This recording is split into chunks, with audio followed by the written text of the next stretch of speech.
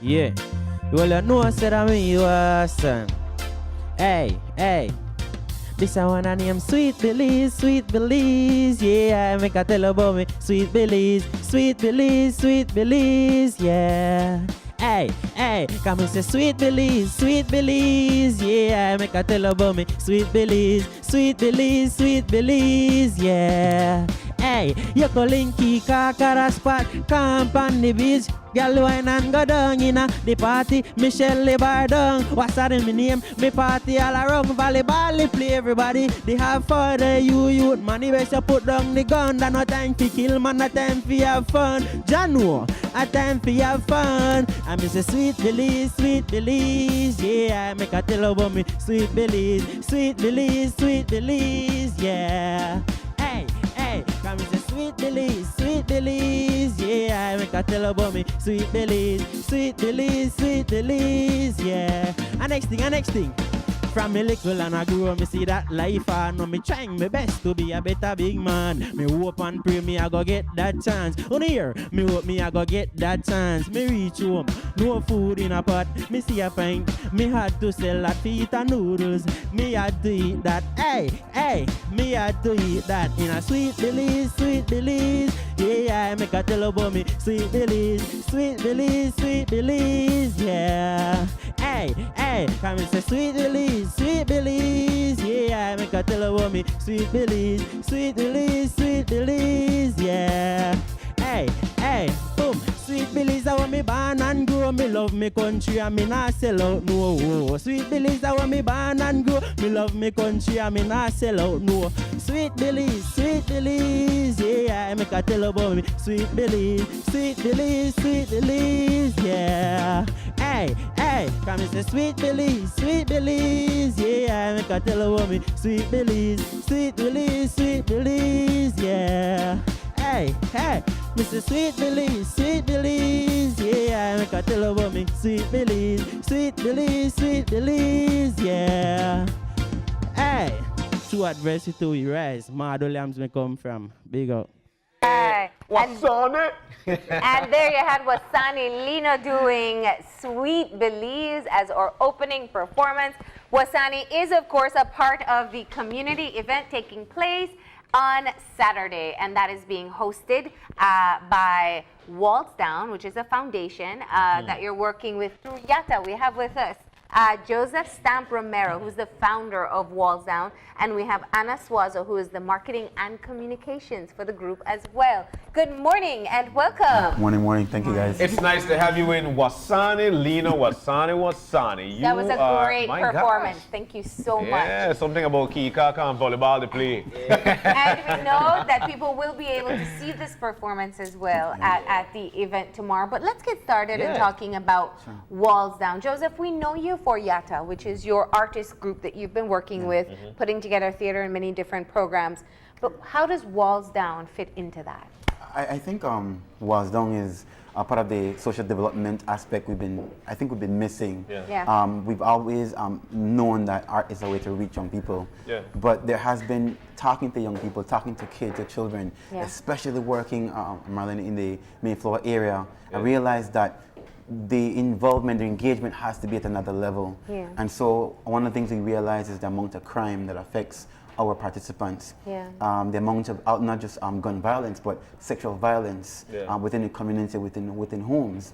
And so I think Yata as a conscious element of society, a conscious group, uses art as a medium to explore some of the conditions that exist, but also we want to actually impact change.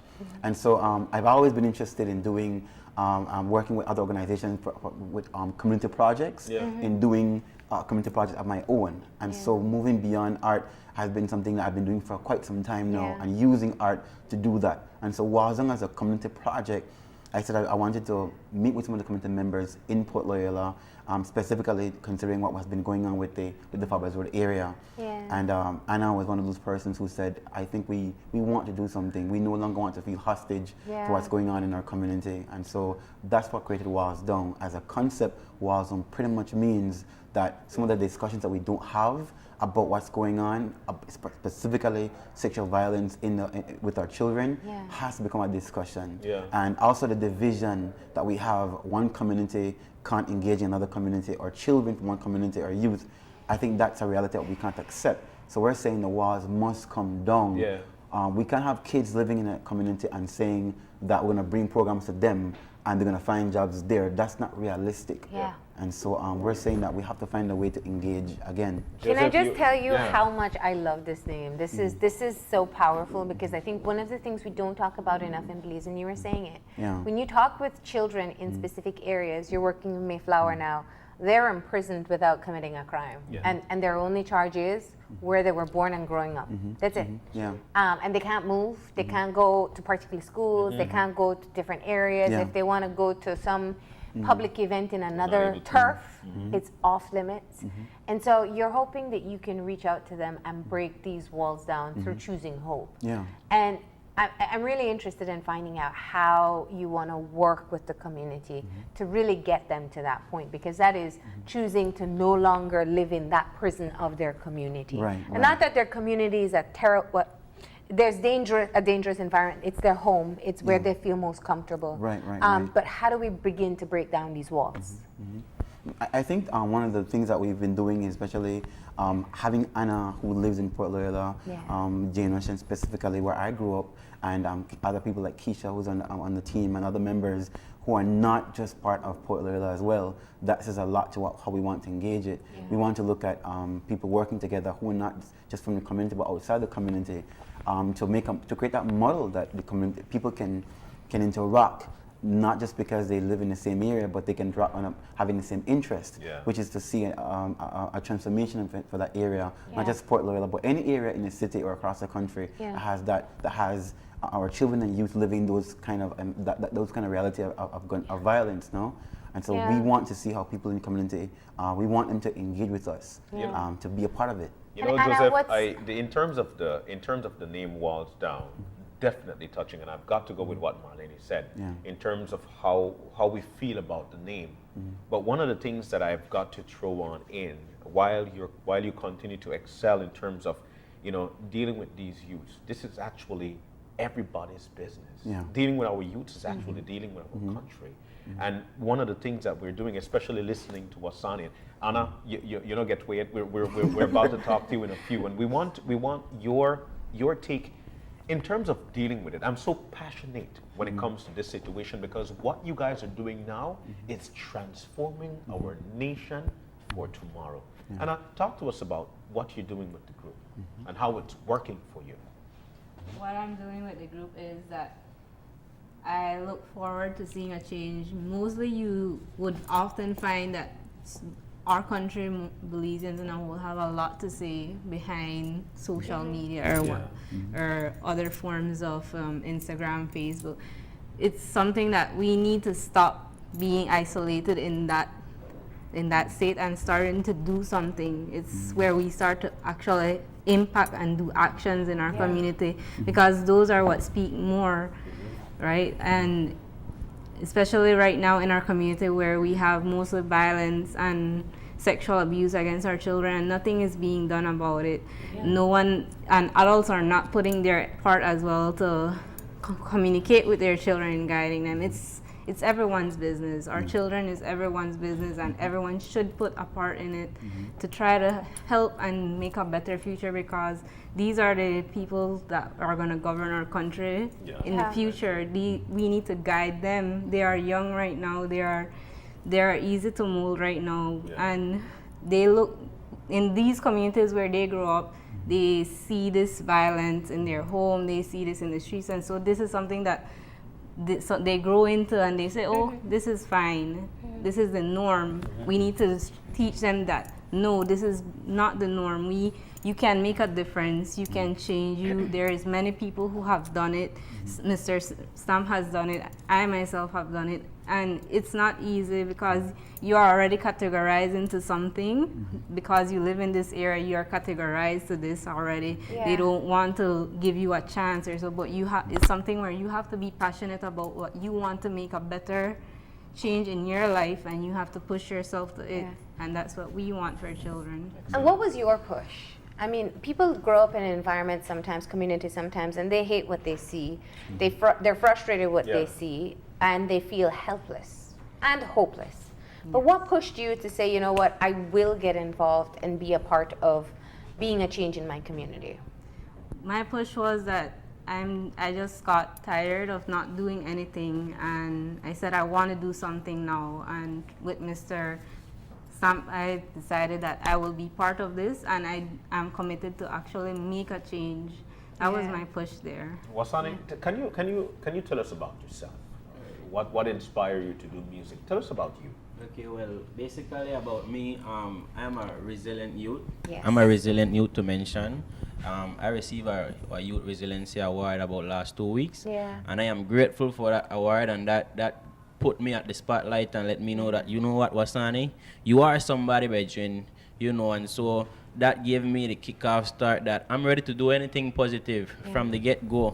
Let me find out a bit more. You received the award, and congratulations on that.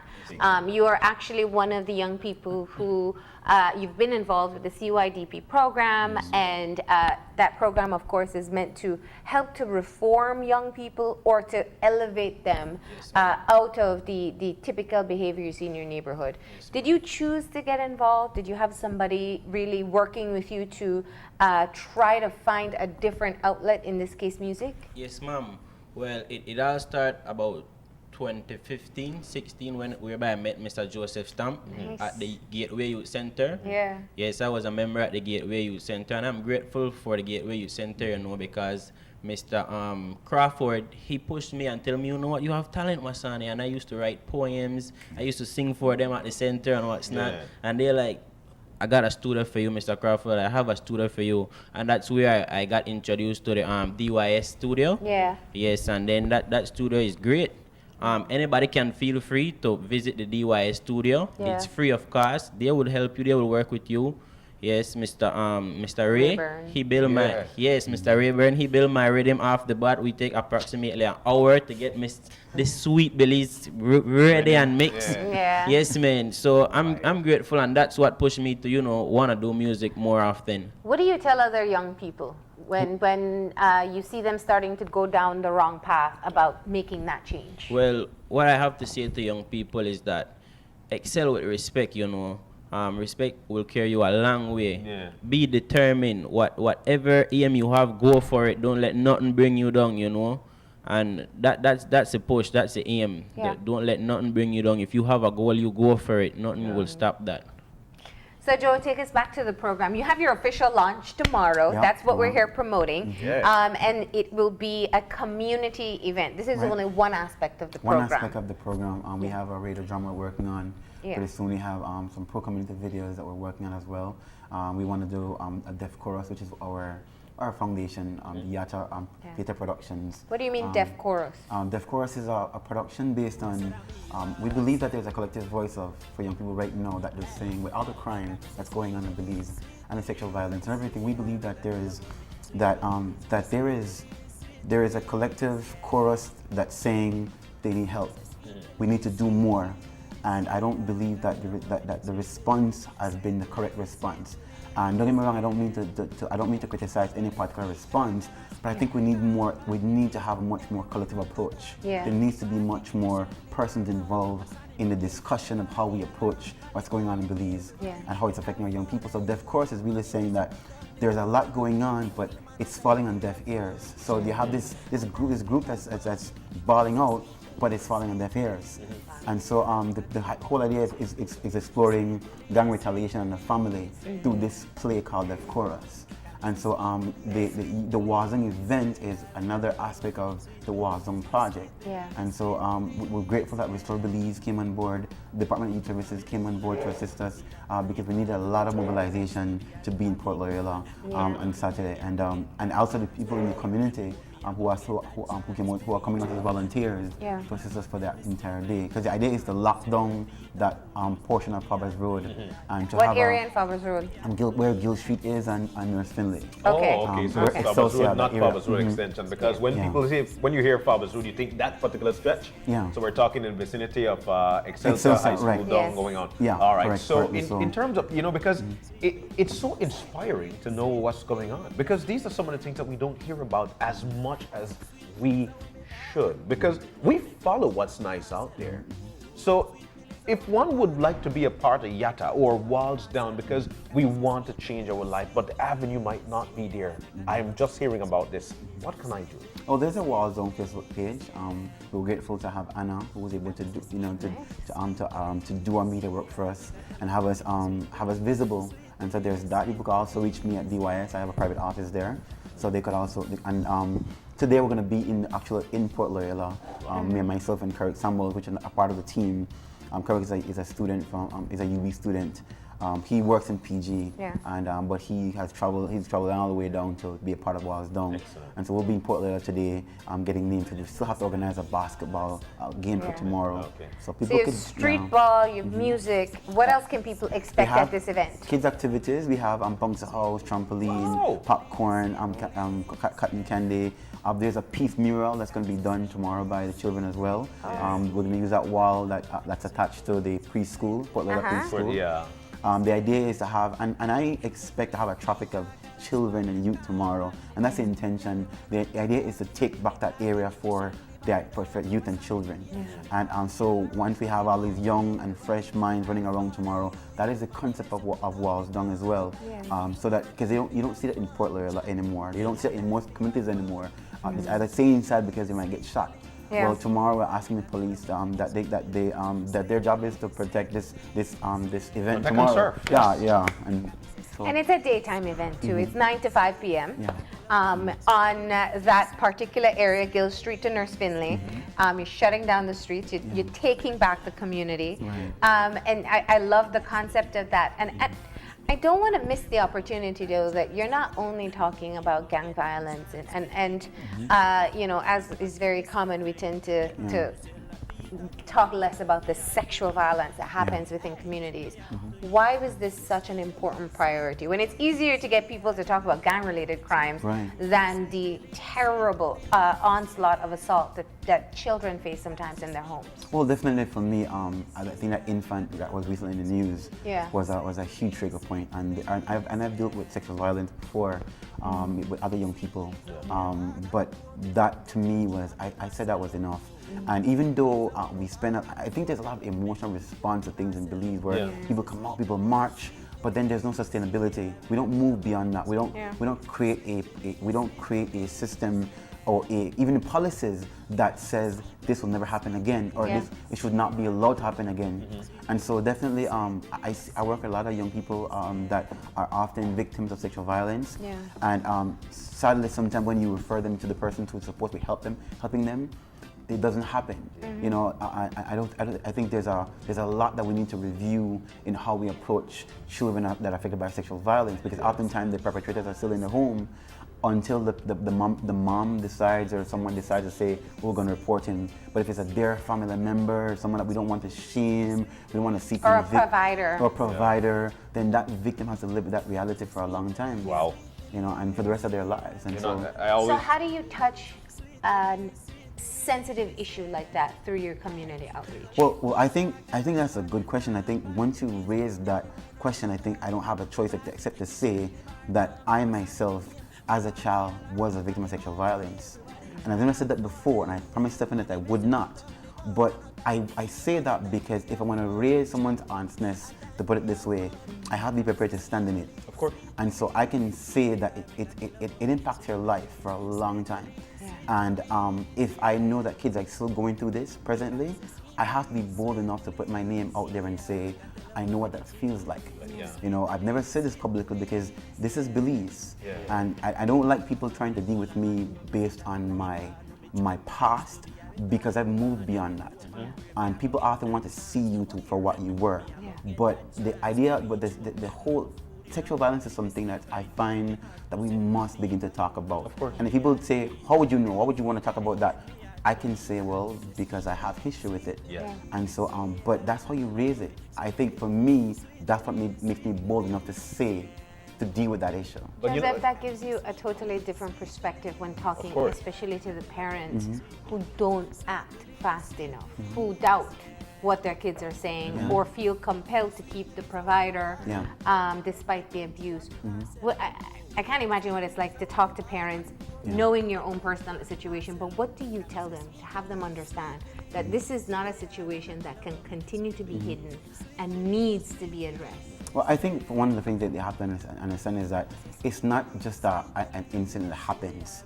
It's an incident that's ongoing. Once it happens, it opens up a whole new, it creates damaged areas that you have to work on to get back. It's not like you said, like sometimes you say, Lee Jr. got shot last week, but he's going to be okay. He's healing.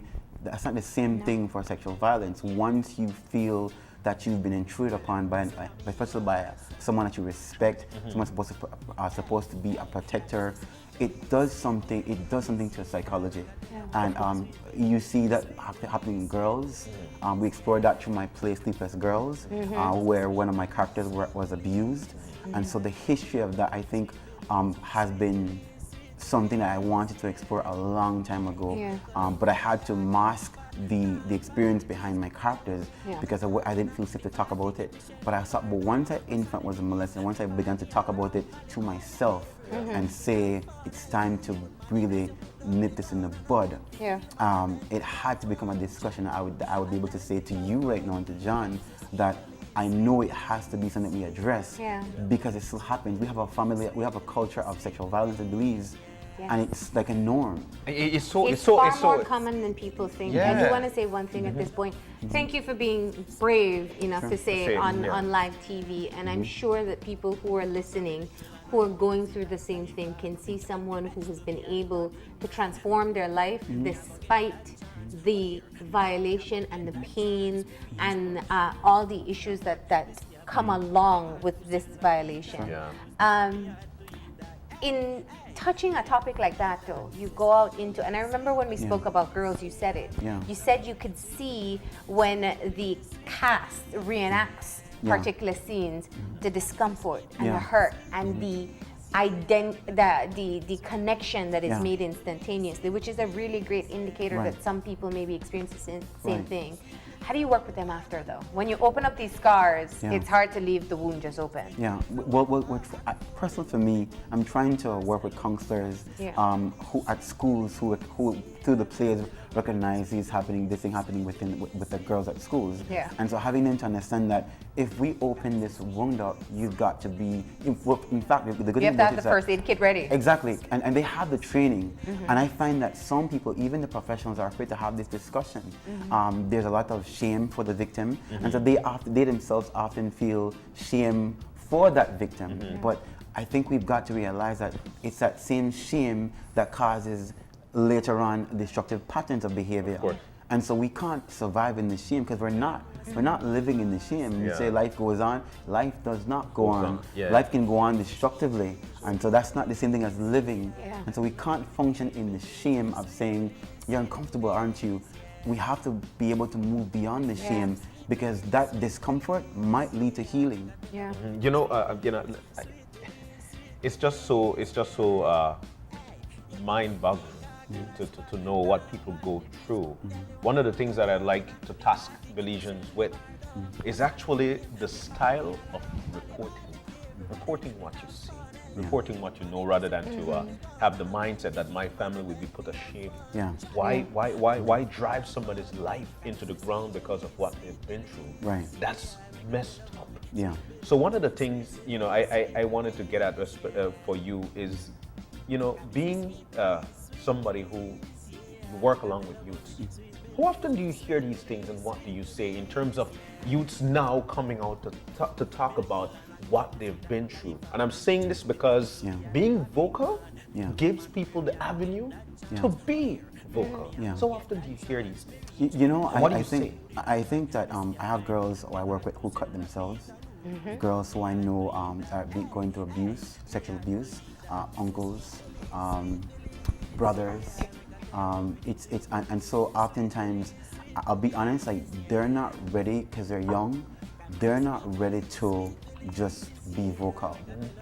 When they see me, when I talk to them about my experience, because I've done this a lot privately. I have done this privately. I have expressed my experience privately. But when I do that privately, I think it does something for them to see that I'm still able to be constructive and I'm still able to be productive. I think that really helps them a lot.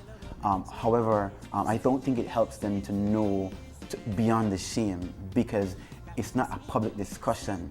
And so I think this morning now and beyond that, I think that will help them to know, that will give them that forum that they needed. And I don't know if they're going to become more public because of it. No. I don't know, because I think that they know that a lot of people are not sensitive to your past. They prefer to use it, and so they're aware of that. Yeah. They're aware of the criticism that comes from adults and their peers, and so we haven't built a culture of us being brave about what we've been through, because we know people don't let it go so easily.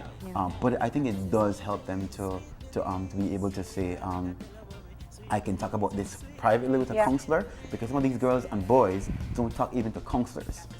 And this is why, even if they don't go public, it's accessing healing that's most important. That's important. I mean, we really would love to focus on perpetrators, but the greater importance is also getting victims access healing, whether it's through counseling or whatever is necessary for them.